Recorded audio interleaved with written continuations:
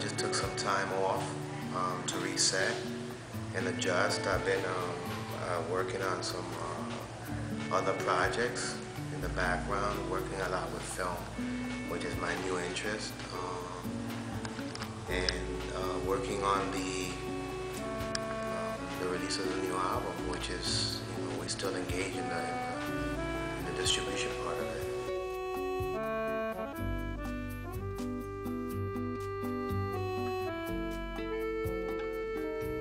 Fontana Universal, yes, we're definitely in a situation with them still.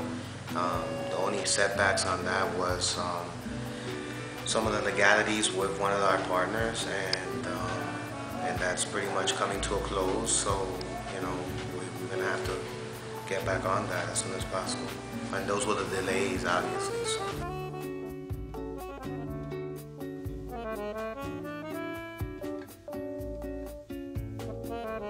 Oh, unfortunately, no. I'm not living in Tampa, Florida anymore. I do miss the quietness and the laid-backness of it, but I need a little bit something more edgy. So we're between LA and Miami, and I currently bought a home in Atlanta. So that's where we're at.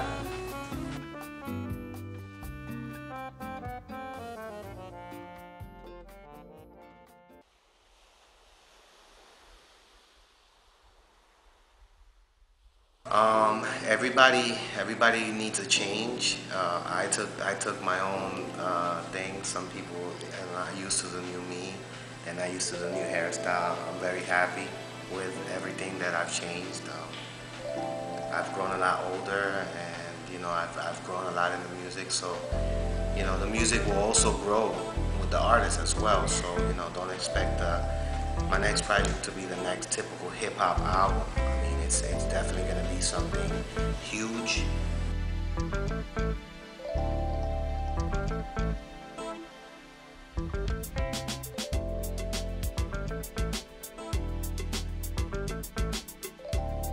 We have several mixtapes that we're working on, and with a few prominent DJs and everything. And we have the album that we're doing, and the one that we still have to do to Fontana Universal, and basically that's it for now. Everything we've been doing basically has been pertaining to film, and we're expanding in other frontiers. I'm basically literally preparing for my retirement as an artist.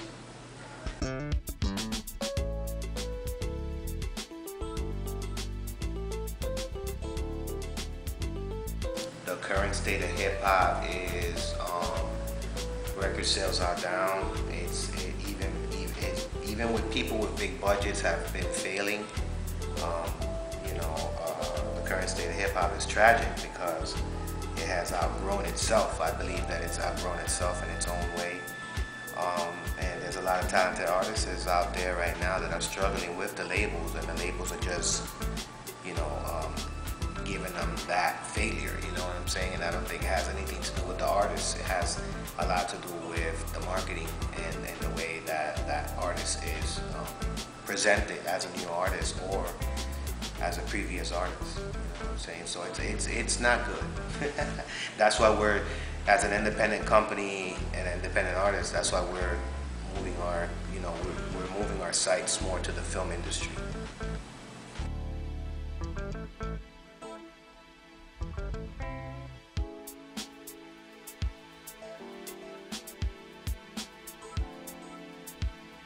It's to me, it's always been a blessing to be able to do music on an independent level with the major distribution to a major label. But the pros to that is that your budgets are much smaller and more controlled as an independent, and as somebody under a major label, these budgets are inflated and nobody knows where all the money goes to. Everybody gets paid except the artist. And I'm totally disagree with that, because some artists come with production, writing skills, even singing as well, and so they don't get the perks. Well, not the perks. They get the perks, so to speak, surface perks, the limos, the girls, the clubs, popping champagne, whatever. but they don't really get to on the back end money. They don't really get a grip of that. They don't really have, you know, the checks that are supposed to come to them. You understand what I'm trying to say? So, I mean, a lot of artists are becoming more aware of it, of the situation. But once they're already in a contract bonding, it's a little hard for them to get out of that, especially if they're in the red, meaning that they owe money for a previous project that didn't sell so well. Independent is the way to go. Ask Ice Cube. What's up, Ice Cube?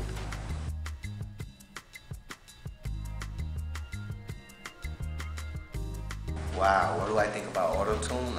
Auto-tune it works, it's worked for some artists, and it's done well for a lot of their careers. But I think it's time to move on from the auto-tune. I think that we should bring it back to the real singing of things, and because like everybody is coming out with auto-tune, so right now it's getting kind of confusing. We don't know who's who.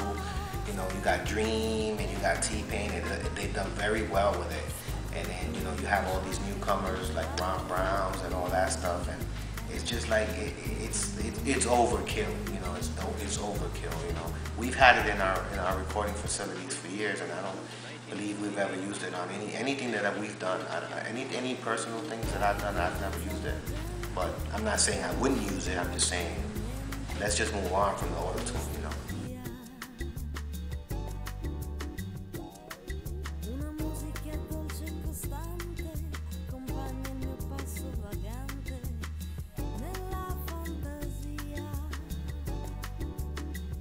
I don't believe that I'll be a recording artist forever, like, you know, throughout my career. But I think that like music-wise, I think Benny Blanco will definitely come to an end. As far as me personally having something to do with the music industry, yes, because it's my field. So it's something that I will definitely have for as long as I can hold on to it. You know, I could always turn to management, A&R, working at a major label, you know, just doing, you know, other things. Or it's not just keeping it on an independent level, going into other avenues like marketing or, you know, film like we're doing now. So, you know, Benny Blanco will come to an end. There's no doubt about that. And we had a good long run, and I've enjoyed the time and all that. But I think it's time to move on to bigger and better things. 1968 movement that changed Brazilian music. Our new president, Mr. Obama, I think that he's doing a great job with what kind of troubles he was left with. But you know, it's still a little bit too early to see, you know, with all the topics and stuff. I'm not really a political inclined person, but as far as I read on the internet on the daily, I know he's struggling with the health care and, you know, a couple of other things, and the Republicans are really at him.